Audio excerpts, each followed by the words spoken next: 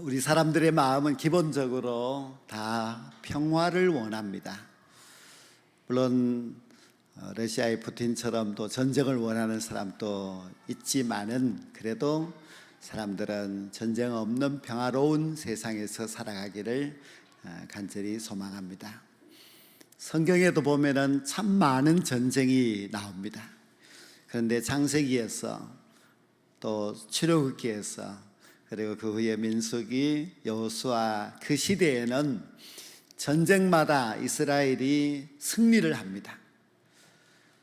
어떻게 승리했을까? 그 시대의 특징이 무엇인가 가만히 들여다보면은 참 믿음이 좋을 때였습니다. 하지만 그 이후에 사사기 시대부터 사무엘상 시대에는 이스라엘이 전쟁에서 많이 지게 되고 고통과 억압을 당하는 그런 시대가 많았습니다. 지난 주일에 말씀드렸듯이 사사시대 말기에 힘센 삼손이 있었지만 삼손도 블레셋에게 결국 목숨을 잃고 맙니다. 그 후에 지도자 엘리 제사장도 블레셋으로 인하여서 죽고 맙니다. 이어지는 이스라엘의 첫 번째 왕 사울 왕도 결국 블레셋에게 전쟁에서 지면서 죽고 말았습니다. 모두가 다 굉장히 걸출한 지도자였지만은 그러나 전쟁에서 지면서 왕도 지도자도 죽고 나라는 크나큰 고통에 처하고 말았습니다. 과거 이스라엘 백성들이 애굽에서 400년 동안 종살이 할 때에 구원자가 나타났는데 그가 바로 모세입니다. 모세는 자기 민족을 애굽에서 해방시켰고 모세는 이스라엘 백성들을 가나안으로 인도하였지요.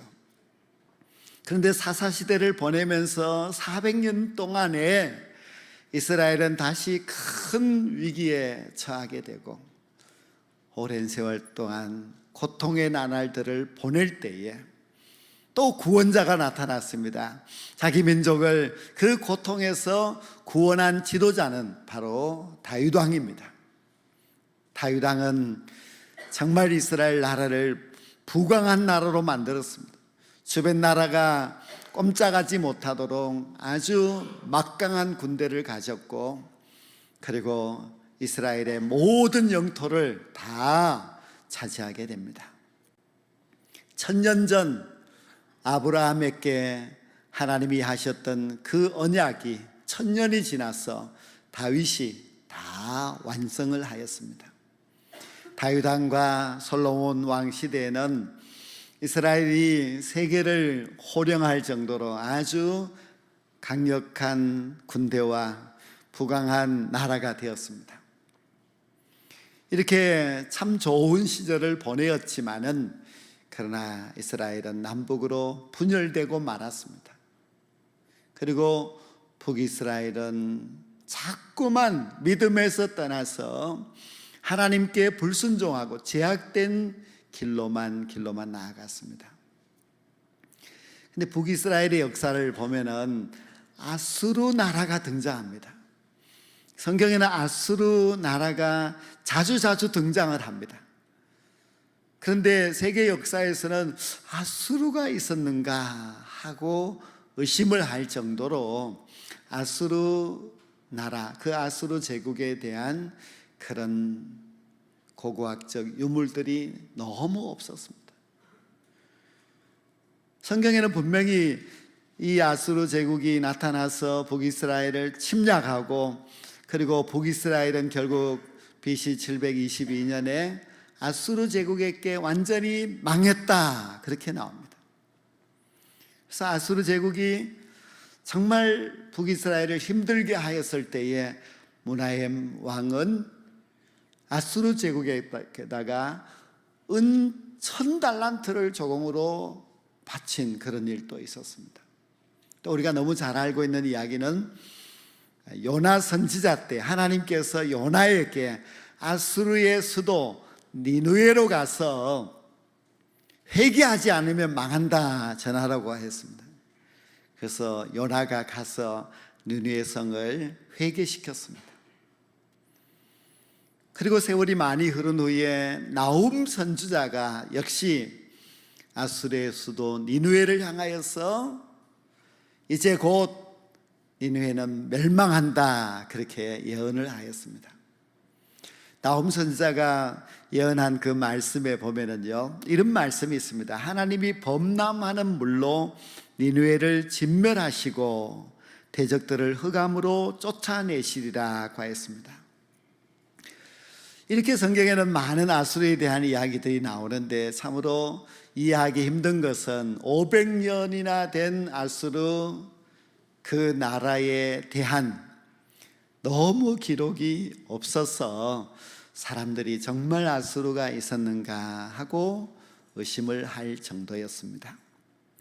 그런데 1817년, 그렇게 오래되지 않죠. 1817년 영국의 고고학자 어스틴 헨리 레이어드가 아수르의 유적을 발견해냈습니다.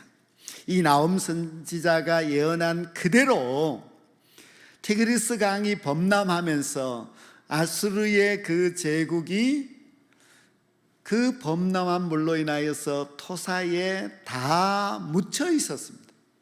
비록 6m 밑에 묻혀 있었던 아수르의 유적이 이 역사 고고학자에 의해서 2500년 만에 발견이 되었습니다.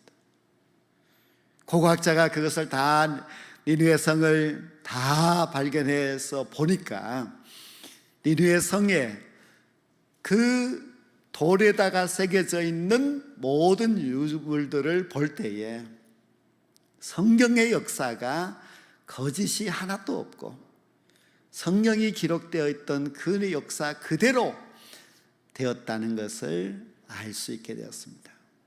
우리가 성경을 보면은 이 성경이 거짓말이 아닌가 이렇게 의심할 수도 있는데요, 성경은 다 시대가 지나면 지날수록 모든 것이 진실임을 드러내는 그런 하나님의 분명한 말씀입니다. 고고학자의 유물을 통하여서 아수르 제국이 실제로 존재하고 있었고 또 아수르의 역사가 그러하였다는 것을 다 밝힐 수가 있었습니다. 성경에 보면은 이 아수르 제국이 이제 북이스라엘을 공격했습니다. 북이스라엘 수도가 사마리아 성인데요, 사마리아 성은 굉장히 크고 견고한 성이어서 그 막강한 아수르 제국이 3년 동안이나 포위해서 끊임없이 공격하고 하여서 결국은 손을 들고 말았습니다. 아수르 군대가 북이스라엘을 멸망시키고 나서 그 다음 목표가 남유다 예루살렘이었습니다. 예루살렘을 향하여서 공격해 오는데요, 그때 남유다의 왕이 히스기야 왕인데, 히스기야 왕이 아수르 제국이 먼 나라를 지배하고 전쟁에서 이기고 할 때는 먼 나라 이야기니까 별로 실감이 나지 않았는데, 자기의 동족인 북이스라엘이 아수르 제국에게 망하는 것을 보면서 히스기야 왕이 정신이 번쩍 들었습니다. 그리고 그 군대가 몰려오는 것을 보면서 하늘이 노래질 정도였습니다. 너무 두려운 일이었어요. 이제 이 북이스라엘과 남유다의 그 차이는 엄청난 차이입니다. 북이스라엘은 그래도 강한 나라였고 사마리아 성도 그래도 아주 견고한 성이었는데 거기에 비하면 남유다는 아무것도 아니고 예루살렘도 아무것도 아닙니다. 그래서 히스기야 왕이 어쩔 수 없이 이제 우리가 조공을 바칠 테니까 우리를 좀 봐달라고 요청을 합니다. 아수르 왕 산헤립이 조공을 요구하는데 금 30달란트, 은 300달란트를 요구했습니다. 근데 남유다는 그걸 바칠 금도 은도 없습니다. 그래서 성전에 가서 성전 문에 있는, 성전 기둥에 있는 거기에 있는 금을 다 긁어서 그것으로 모으고 또 곳간에 있는 은을 다 내어서 그것을 모아서 아수르 왕에게 조공을 바치면서 좀 봐달라고 그렇게 요청을 했습니다. 그러나 아수르는 남유다를 조공을 받고 돌아갈 그런 군대가 아니었습니다.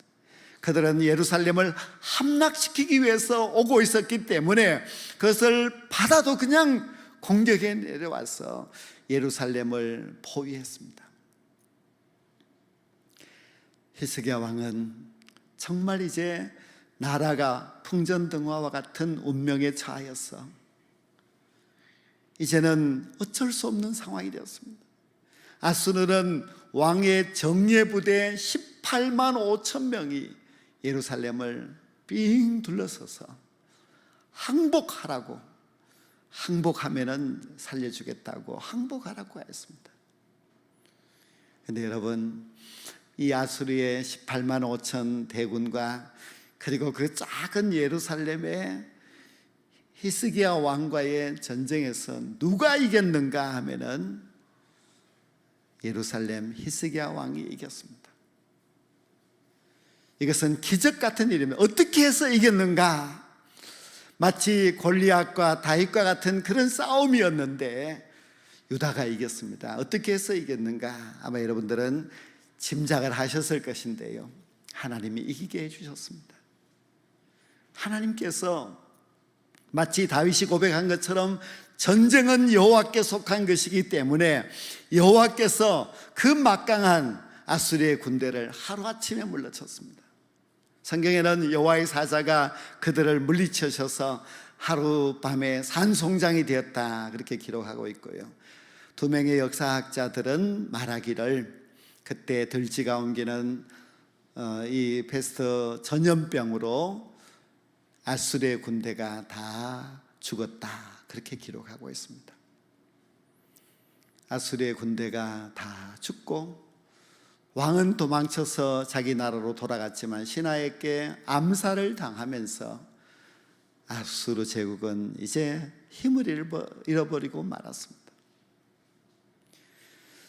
그때 이제 모든 세계 사람들은 도대체 저 남유다가 어디에 있느냐, 또 예루살렘은 도대체 어떤 곳이냐, 히스기야 왕은 도대체 누군가, 그것이 너무너무 궁금했습니다. 왜냐하면 아수르 제국이 500년 동안 온 세계를 지배하고 있었는데 남유다라는 나라는 정말 손바닥보다도 작은 그런 작은 나라이고, 그리고 군대도 별로 없는 작은 나라였기 때문입니다. 그래서 정말 관심이 많았습니다. 히스기야 왕이 누군지, 남유다가 어딘지, 아수르 군대를 무찌른 그들이 누군지 그렇게 궁금했습니다. 성경은 그것을 똑똑하게 가르쳐주고 있는데요, 아수르 왕 사네립이 항복하라고 하는 편지를 받았을 때에 히스기야 왕이 그 편지를 가지고 여호와의 성전에 올라가서 그 편지를 하나님 앞에 펼쳐놓고 기도하였다 그렇게 말씀하고 있습니다. 전쟁의 승리는 하나님이 주십니다. 아무리 막강한 적의 군대가 밀려온다 할지라도 하나님께서 지켜주시면 반드시 이길 수가 있습니다. 이 남유다 히스기야 왕의 승리는 하나님께서 그의 믿음을 보시고 주신 승리인 줄로 믿습니다. 이렇게 히스기야 왕 때에 이제 막강한 아수르 제국의 군대를 남유다가 이겼지만은 그로부터 136년이 지난 후에 신흥 강대국인 바벨론 제국에게 남유다는 쑥대밭이 되고 맙니다. 그때 왕은 시드기야 왕이었는데요, 이 시드기야 왕은 자기 나라를 지켜보려고 예루살렘 성문을 굳게 닫고 최후까지 열심히 예루살렘을 지키려고 하였지만은, 그러나 바벨론 제국에게는 남유다가 이길 수가 없었습니다. 이 바벨론 제국은 힘을 키워서 아수르 제국을 무찌르고, 그리고 저 남쪽에 있는 애굽, 이집트죠. 이집트를 공격하러 갔습니다. 그때 이집트가 세계 최강이었지만은 바벨론 제국에게 무릎을 꿇고 맙니다. 돌아오는 길에 바벨론 제국은 예루살렘을 공격하였습니다. 그리고 남유다의 왕족, 귀족, 똑똑한 젊은이, 이 다니엘과 세 친구와 같은 그런 사람들을 포로로 끌고 갔습니다. 다시 7년이 지난 후에 다시 바벨론이 예루살렘을 공격하여서 이번에는 왕과 에스겔 선지자와 또 1만 명의 굉장히 똑똑하고 뛰어난 기술을 갖고 있는 사람들을 다 포로로 잡아갔습니다. 그리고 12년이 지난 후에 다시 바벨론 제국은 예루살렘을 공격했습니다. 그때 시드기야 왕이 끝까지 싸우겠다고, 항복하지 않겠다고 그렇게 합니다. 왜 그러냐 하면은 시드기야 왕은 과거에 히스기야 왕이 아수르 제국을 이긴 것을 기억하고 있었기 때문입니다. 자기도 그런 기적이 있을 것이라고 기대하면서 바벨론과 싸웠습니다. 1년 반 동안 성문을 굳게 닫고 열심히 싸웠지만은 그러나 바벨론에게는 이길 수가 없었습니다. 1년 반을 싸웠던 바벨론 제국이 화가 머리끝까지 치밀어 올라서 예루살렘에 들어오더니 예루살렘을 다 불지르고 성 안에 있는 사람들을 죽이고 예루살렘 성전을 아주 박살을 내었습니다. 성전에 있는 모든 것을 그들이 탈취해서 갔습니다. 예루살렘에 그래도 조금 힘이 있는 사람은 다 붙들려가고 어린아이들과 노인들은 그들의 칼날에 죽거나 시체가 타는 냄새가 온 예루살렘에 가득하였습니다. 시드기야 왕도 두 눈이 뽑힌 채로 쇠사슬에 묶여서 바벨론으로 끌려가야만 했습니다. 근데 왜 이럴까? 왜 히스기야는 그 막강한 아수르 제국을 이겼는데 왜 지금 시드기야는 이 바벨론 제국을 이기지 못하였을까? 무슨 차이일까? 똑같은 예루살렘 성이고 똑같은 유대인인데 왜 누구는 되고 누구는 안 될 것인가? 전쟁에서 이기고 지고 하는 것은 무엇에 달렸는가 하면 믿음에 달려 있습니다. 믿음의 시대는 항상 이겼습니다. 믿음이 없을 때는 지고 맙니다. 여러분 오늘 이 말씀 전부터 끝까지 읽어보시면 아시겠지만요, 히스기야 왕은 믿음이 있었습니다. 히스기야 왕은 그 막강한 아수르 제국에 18만 5천 명이 성을 포위하고 항복하라고 편지를 보냈을 때에 그 편지를 가지고 하나님 앞에 나아가서 이렇게 기도합니다. 그 편지의 내용은 모든 나라들이 다 아수르 왕에게 굴복하였다. 모든 나라의 신들은 다 불타고 없지 그들의 민족을 지킨 신이 없다고 그렇게 적혀 있는데, 그때 히스기야 왕은 하나님, 그 모든 나라들의 신은 사람이 손으로 만든 나무와 돌에 불과합니다. 그것은 신도 아닙니다.